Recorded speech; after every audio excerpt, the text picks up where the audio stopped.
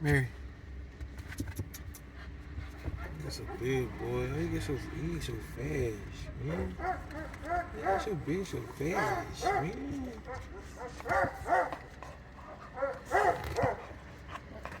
How you get so big so fast?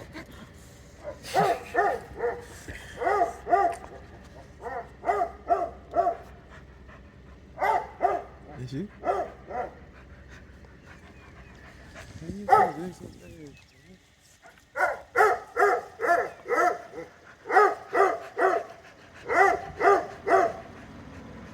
When's your birthday? October. You're born October 25th. So we got November, December, January, February. So you 4 months. My little big boy, 4 months now, man. Look at him. And then we got the newest edition. She got here.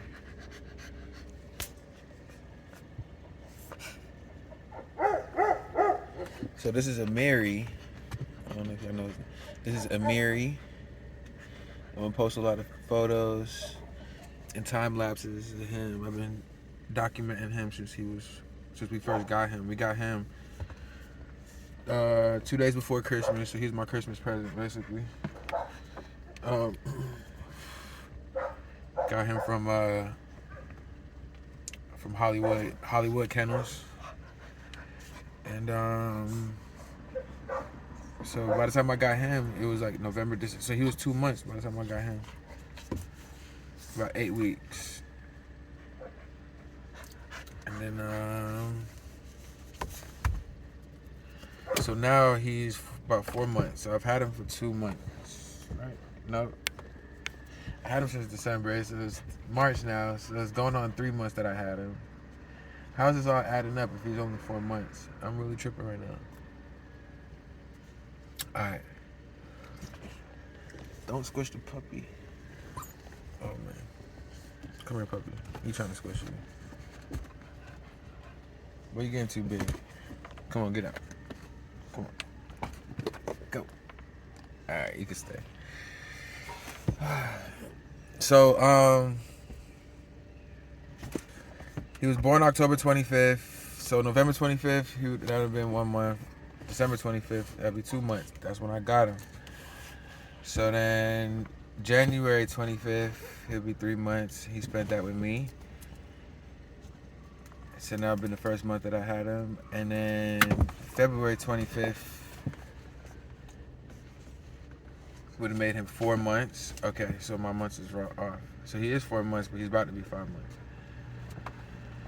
So February 25th made him 4 months, and I would have had him for 2 whole months at that point. And then now, March 25th is coming up. Today is March 16th. So in 10 days, he'll be 5 months, and I would have had him for 3 of those months. There you go. See, I did it. Hey, you leave that puppy alone. Look at him. Hey.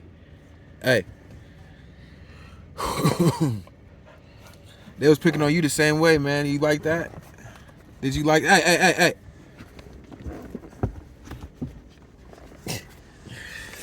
All right, yeah. So that's a Mary. That's my boy, my newest boy. And then and this little junk is. Hey, you get over here. This is Panda. Panda. So, with all the newest puppies, I kind of have like a bear theme going with their name. So, like a Mary, there's something called like the Americanus Ursa, which is basically saying the American bear. So I changed Americanus to Americanus because Ameri is a fashion brand, And they make Amiri jeans, and it's popular jeans out right now, so that's what Amiri is basically named after. Bear, a bear, America, and some jeans all mixed together to make a name. His name is Americanus, and just Amiri for short. And then you got Panda, so you know Panda Bear, but we call her Panda because somewhere on her chest there's a little white spot, a little bit of white when she was born.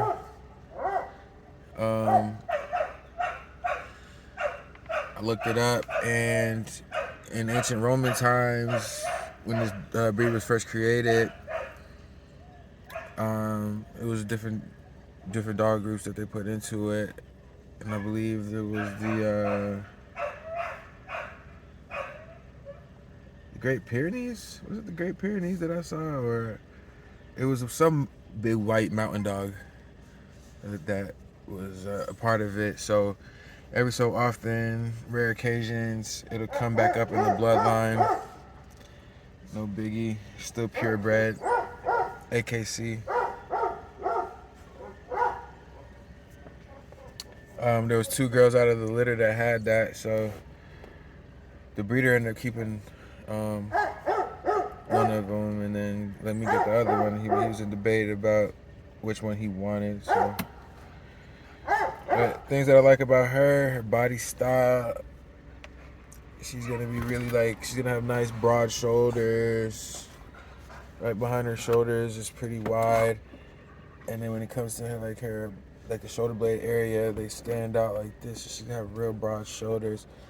I hope the head fits in really nice, but her mom and dad had nice heads, so I'm pretty sure the head is gonna sit on them shoulders, those broad shoulders, and then she's nice and square kinda in a way, her back is not too long or too short. It's just nice proportions. And I think that's one of the most important things to look for when you first go puppy shopping. When you first go puppy shopping, of course you're gonna look at the dog's teeth. You're going to touch the gums and make sure the dog's hydrated, play with the skin. Then you're gonna get into temperament. Who's gonna be the one to most likely follow you? I don't know if you believe in love at first sight, but so a dog might bond to you, things like that. You want to see brothers and sisters, so you can gauge and see your options. Not every litter is gonna have a dog for you out of that litter. I think that's important. Everybody thinks oh, I'm just gonna get a puppy off of this next litter, but there's so many personality types. I done had so many dogs, and bro, none of them are the same, man. They're all just so different. They're goofy, but they all do their own things, man. They're just so different. So a litter of 12 can't even encompass the whole spectrum of dog behavior. There's good pups. I don't even say there's bad pups, really. There's pups for you. There's pups for different situations and for different owner experiences and different ownership styles.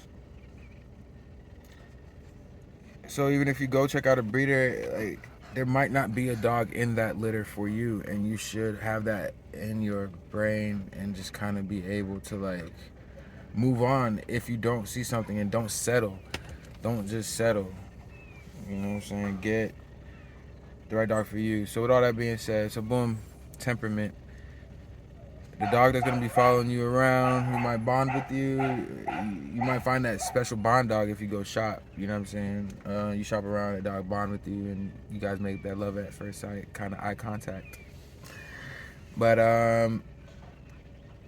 if you're limited and you only have one breeder that's around you, and you're picking the best out of his one litter, Color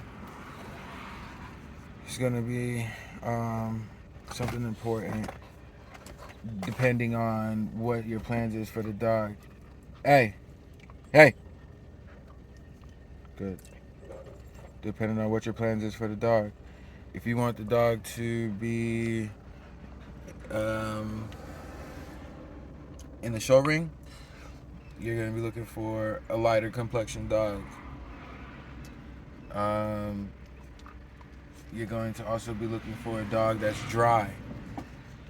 We have, on his face, for example, right here, if he holds still, come here, right here, on his cheeks, right down the side of his mouth, right here, on the side of his mouth. If it's droopy right here at his mouth, he's got a lot of extra skin right there, that's wet. So the tighter that is where there's no type of extra skin and droopiness. Oh goodness, that man is trying to get me so bad. The extra droopiness right there, wet, dry, like that's how you need to look at it. You got me?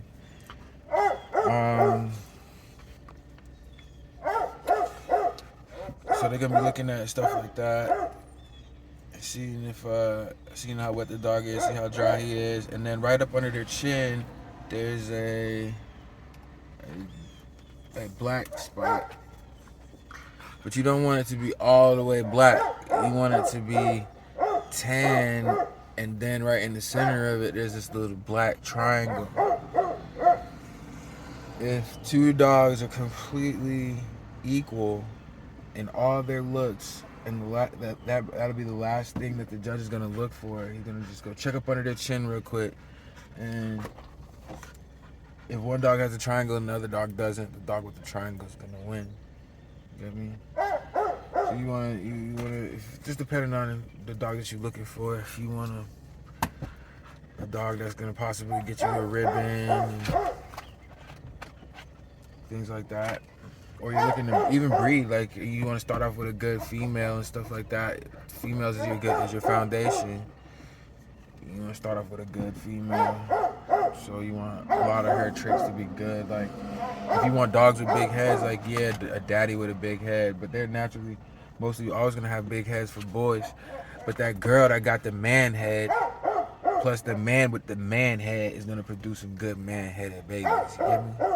That girl is gonna lock in a lot of that extraness, especially if you're trying to breed for some size and stuff like that. Your girl's important. This girl that I just picked up, she is not that big. The other girl with the white chest was bigger.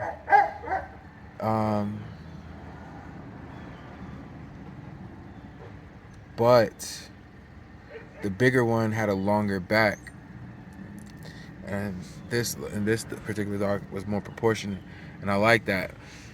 The bigger dog, she's not gonna get that much bigger. Rottweilers naturally hold weight as well too, so it's not like she's gonna be that much like fatter and all that stuff like that. My dog, like his litter pretty much came out almost basically even. There was just a little bit of like weight differences here and there by a pound. And that's really like most litters too. And those little weight differences do sometimes mean a lot. Don't get me wrong. But I've had a lot of litters so far as well, and I've had the small ones come out and be large, okay? But I've also had all my large ones mostly be large. And large, I've had the biggest of the litter stay the biggest all the way up to this point.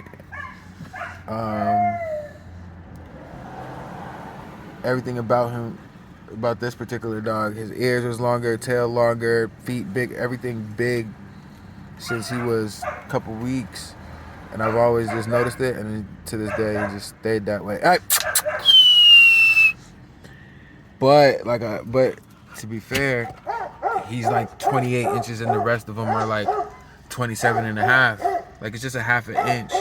It does look nice and stuff, but it's just a half an inch. Like it's not even that big of a difference. it's going to be about the body style. So on this particular dog that I'm talking about as well, his body frame is just nice. Like his neck got this crazy nice arch to it, and he's just a nice looking dog. And that's what I feel like this dog is going to be. Basically, she wasn't the biggest, but she was proportionate. And when she gets older, she's going to look sexy.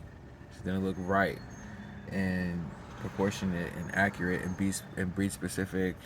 And if I wanted to show her, she'd be acceptable. And that's really all I could ask for. You know, she's gonna meet breed specifications when she gets older, and she's gonna look nice while she does it. You know, her ears aren't way too long. Her toes aren't splayed. You know, all these different. Everything is just fit together nicely on this dog. So it's like, I'm gonna go ahead and grab her. So really, puppy picking ideas, you should always learn the breed specifications, learn how your dog is supposed to look, how they're supposed to walk, act, the demeanor, what their job and what they were created for, and apply those things from as early as you can see that dog. You can see that dog at 6 weeks, you go see that dog and you apply those things. And yeah, you might want to wait until 8 and 9 weeks to reevaluate, because the dog is going to learn stuff and show its colors more by 8 to 9 weeks.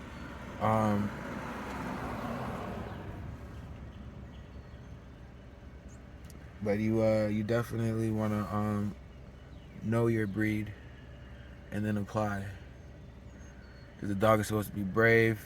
If you know that these dogs are wary and they're slightly skittish, then you can't hold it against the puppy if the dog is wary and slightly skittish when you go try to touch it, because it's a part of the breed specifications, and maybe that's what's going to make it a good watchdog or a good herder or things like that. So you just have to understand what your dog's duty is, period.